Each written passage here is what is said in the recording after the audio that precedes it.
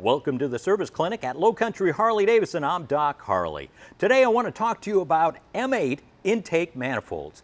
Why? Because I've been seeing over the internet, dealers and shops have been putting together performance packages. And that's fantastic because you want the right exhaust to mix with the right intake, air cleaner, and the cam and push rods, and they're doing it at a pretty decent price. But there are some shops and some dealers that are taking that next step up and offering to change out your intake manifold at the same time. And maybe you want to know why. Let me show you why. Here is a stock M8 throttle body.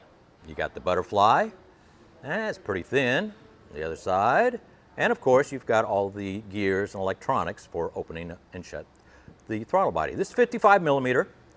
Now behind it are two manifolds.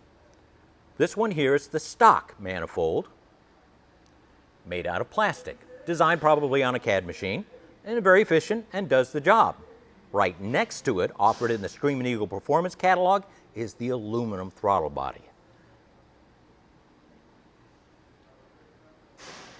Now, I'm sure with the phone that I'm using here to film this, you really can't see the great advantage, but this one flows 2 to 4% more than the stock throttle body. Now, 2 to 4% doesn't sound like much, but when you add it to a package of an air cleaner, pipe, cam, push rods, it puts you a step up. Also, there's the advantage of, I'll show you, this is a stock, and this is a performance. Enough said about that.